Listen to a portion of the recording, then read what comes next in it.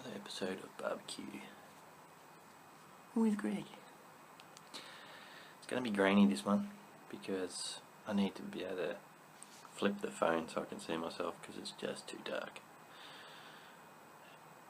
I'm going to title this one it's going to be called Midnight Snack. Don't know if you can see, and you can't see. Oh, that was close. Hold on. Midnight snack. True story. This is what I do. This is what Greg does. Gets hungry. He decides he's going to come outside and start lighting fires at midnight and get some fucking steaks on. Next time you see me, there'll be a fire beside me, just over there. And yeah, I'm going to use this thing again. You've seen me use it before. See my new lighting crew? Much better than the phone. Yeah, the thing I use for the fish. I'm going to whack the steaks in there. Got a nice pole, clean, ready to go. And yeah, just flip them over the roaring fire that I'm going to have going. Just so you know, by the way, I don't just sit out here and wait. I watch stuff on a little laptop because it's fun. And my sister bought me this pretty cool present. These massive, let's get my lighting crew back on. These massive freaking fireproof gloves. How cool is that? No more amateur shit for this guy. Boom.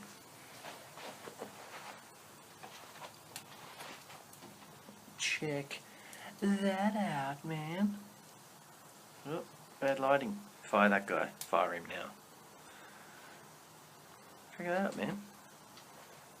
That covers almost my entire forearm. Looking pretty sweet. Pretty stoked with that present. Now I can even do more dangerous shit.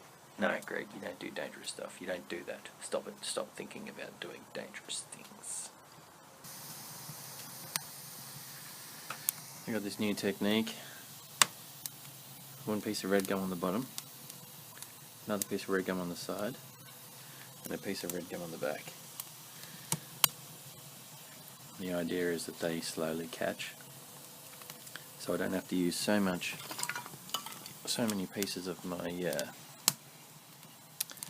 kindling, which I chop into really, really small pieces, but still.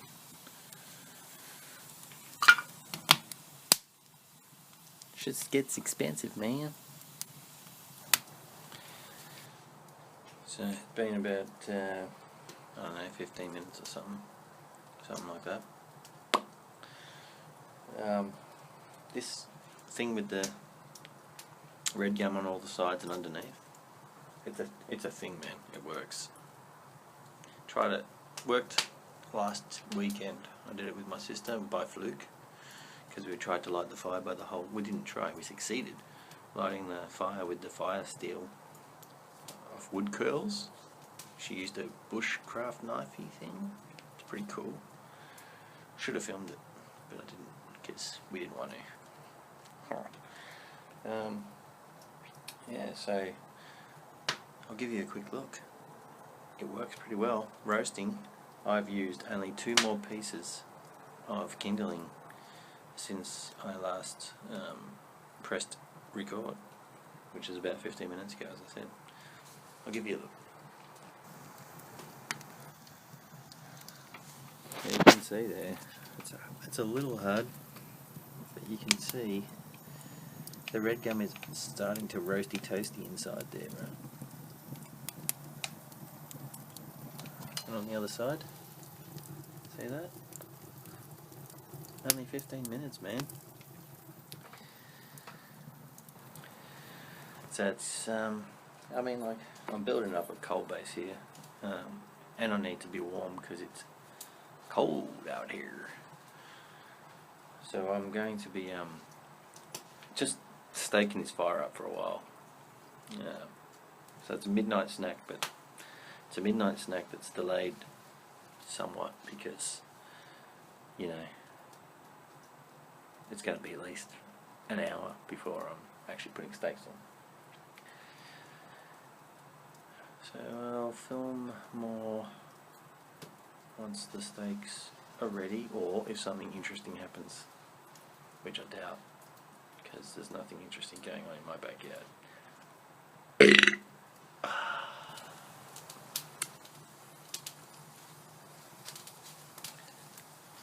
The goblet. I don't know if I mentioned this. The last video.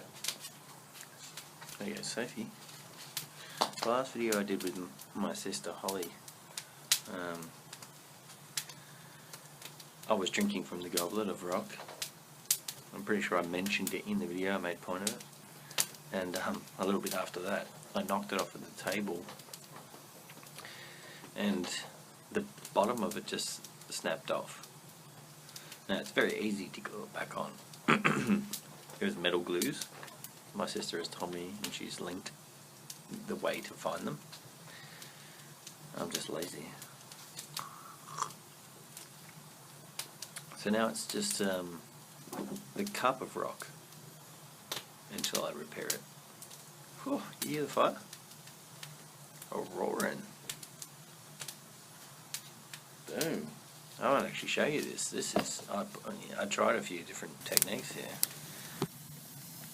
So it was getting kind of low and smoky because red gum doesn't burn that well off the, like, it's not kindling, right? It's fucking big ass chunks of hardwood. So it just makes a lot of smoke, which was annoying me. So I threw all these bits and pieces around, made a little teepee around it, and fuck. She's going up. Yeah, man. Something actually interesting is happening. Well, interesting to me. So my aluminium screen that my dad made me had been distorting, like, and it started to create a massive dip. This dip in the middle of it, and I was like, oh, whatever, I can just keep bending it up with pliers or whatever. Now this fire that I got going right now is raging hot. Now I have to show you what the fucking aluminium is doing. I don't know if you can see it. I might shine a light actually. It is fully fucking almost straightened out again. How trippy is that? That is trippy as fuck. I don't know what the scientific shit behind that is, but that is blowing my mind. I'm kind of waiting for it to bow upwards now, actually.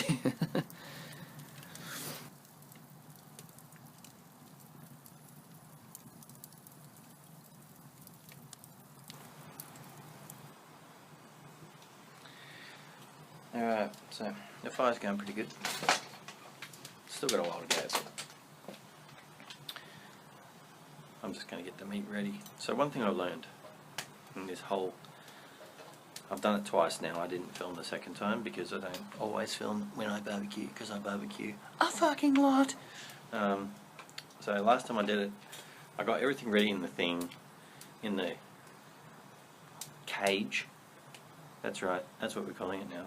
I got everything ready in the cage and squished down and ready to go. And then I realised I still had to put the fucking pole in, which turned everything into a bit of an ordeal. So this time I got smart. I got the smarts going. Smarts going! So you can see how easy that goes in, right? So much easier when you don't have shit in it. So what I do is I put the pole in first and tighten the screws down so it doesn't move. Pretty clever, eh? Eh? Pretty clever. Can't get much past this guy. Oh, fucking idiot. I wasn't doing this earlier, but now he's doing it and he says he's smart. Oh. So anyway, the pole's in. Shit's fucking spinning, not moving.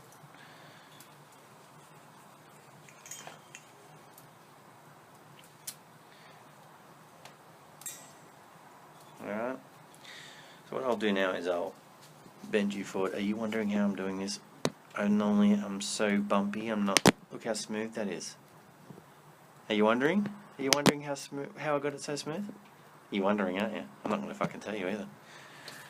Alright, so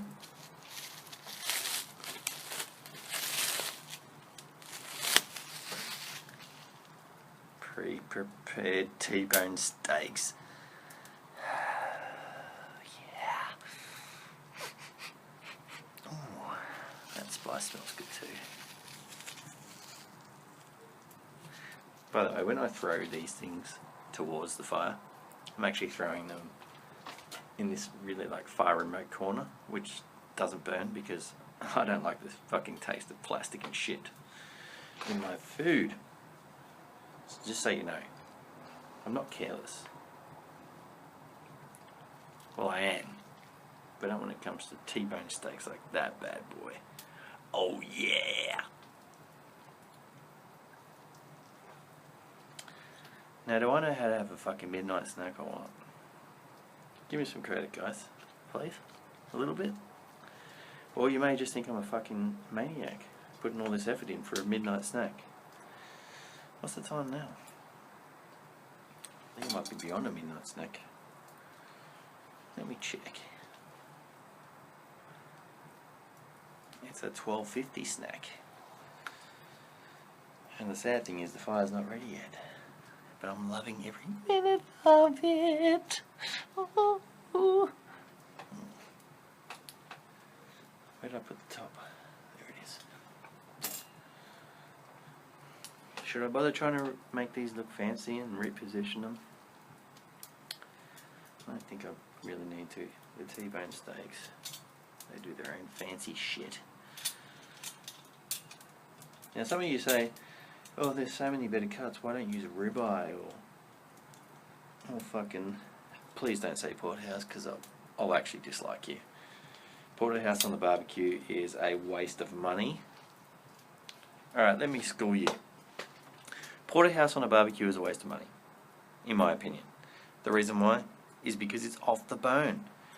T-bone steak is a porterhouse steak with a bit extra on the bone. And when you barbecue it, it makes all the difference. Having it on the bone makes a difference. That's why instead of doing an eye fillet, you do a ribeye. Because it has the bone. Now what's a ribeye without the bone? An eye fillet. Let me just reiterate. When you're barbecuing, have it on the bone. That's why chicken wings are so good. And that's why chicken breasts are so fucking hard to do on the barbecue. Okay? Have you listened? The bone. I tried out my new heat gloves. Worked pretty fucking sweet. I had to move a whole piece of red gum while it was on fire back onto the flame. So anyway, apart from that, I've never done this before. So what I've done is, I'll show you. You know why I'll show you? Because I can't explain shit. Because I'm not good with explaining.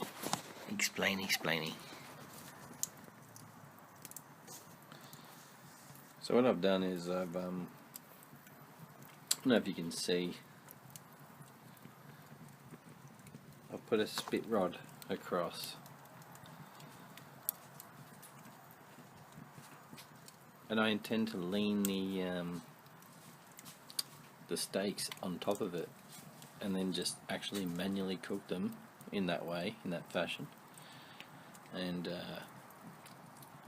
the fire is pretty much purely red gum now, so there's no kindling smoke, which is not that great. And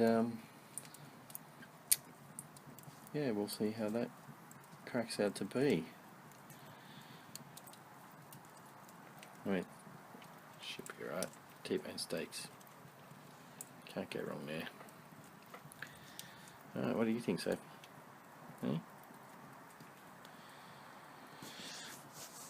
Have to fire my lighting crew. What are you doing, lighting crew? What are you doing? Okay, shit got real. I burned my hand several times before I realised to put on the new gloves that my sister bought me. It fucking hurt. But anyway, the point is, yeah, trying to lean it on the pole wasn't going to work because... is that my skin? I think my skin is actually melting off my hand. That's not cool. Anyway, it wasn't going to work because the fire is in the middle of the pit and I was trying to hang it over the side, so the steak on the far side was not going to cook. So I got smart and I realised I had a pole that was going through the whole centre of the thing. So what I'm going to do is I'll put it on the large pole. I'm going to take the screen off, place the pole across the flame as an actual spit roast like I would normally do, put the screen back on, and then I can just turn the thing from the side and it'll be just like a regular spit roast. I don't have to stress so much.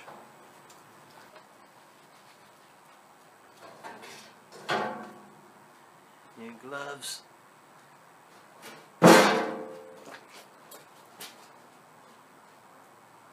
Don't sniff it, Sophie. Ah! Don't sniff it. Stay.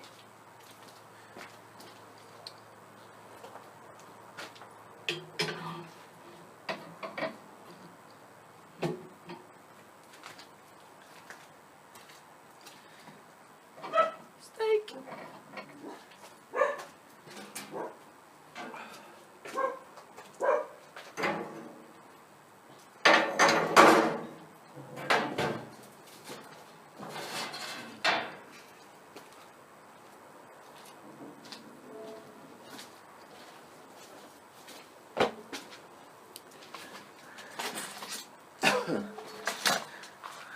I'm not sure if you saw much of that, but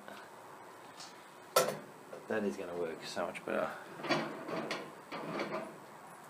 So much easy. So easy. So this is what I was talking about. This is what I'm doing. Over a red hot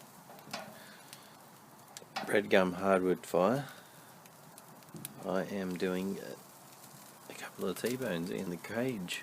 What did I call it before? I can't even remember. The point is, it requires attention.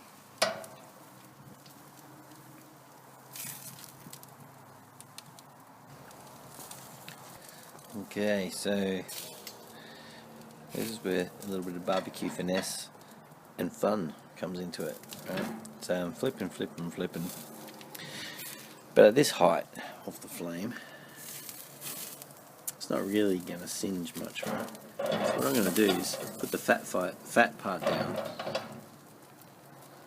and watch that shit happen.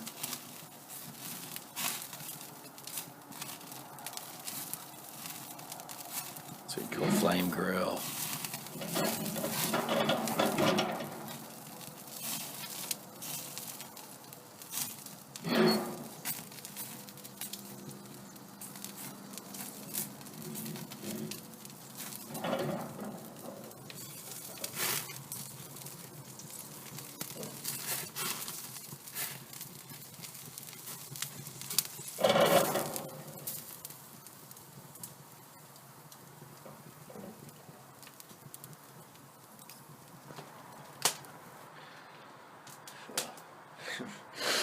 Alright, so I've got the end of this rod right in the fire at the moment, but so what I've done is I've used those massive gloves that my sister gave me, put them underneath the rack so I can just rest it right on my knees.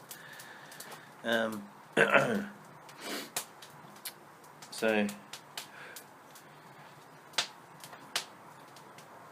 cook them over the coals.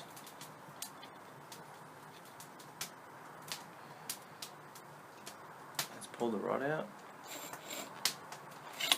Oh, that's hot.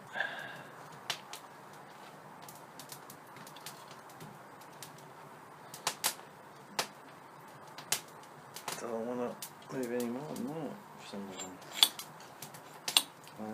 Okay, there's a an attachment at the end that's a bit bigger than the rest. That's what she said.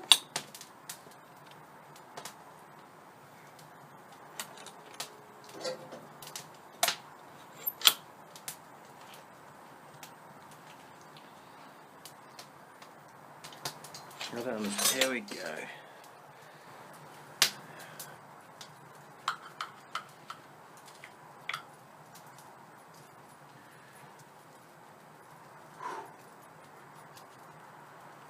Whew.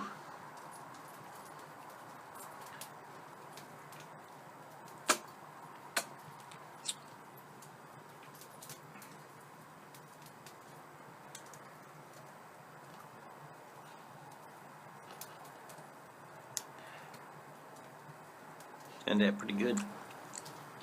Midnight snack success.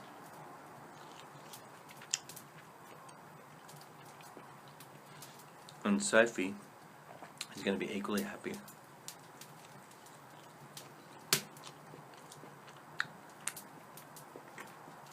That's some damn good steak, man. I'm telling you. On the bone.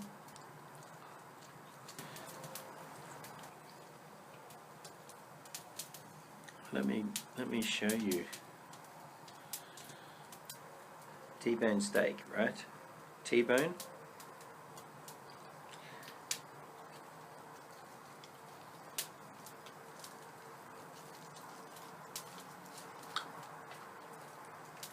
Porterhouse. Done. Why would you not have the bone in it? Unless you were that fucking cheap that you didn't want to fucking pay the extra for the bone. Here you go, Sophie. In all honesty,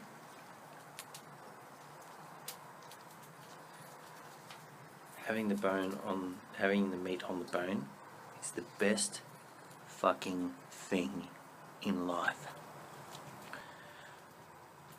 Midnight snack. Second.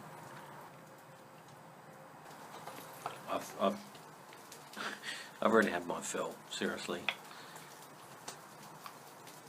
There's that much left. I'm gonna wrap these up and put them in the fridge. Ange can enjoy some tomorrow. Very enjoyable experience. Got the fire going, got it all roaring. Midnight snack. Fucking hell, midnight snack. This is a snack for a fucking king as far as I'm concerned, man. Damn. Fire or Sophie? Fire or Sophie? Fire or Sophie? I know who the vote. I know which vote I've got. There you go. Yeah, there you go. Aww. Cheers, everyone. And everyone, all 7 of you. And yeah, fucking life's good, man. Barbecue more. Do it. So that's where I sit in the freezing cold. And if we just go up a touch. Oh, we have a full moon.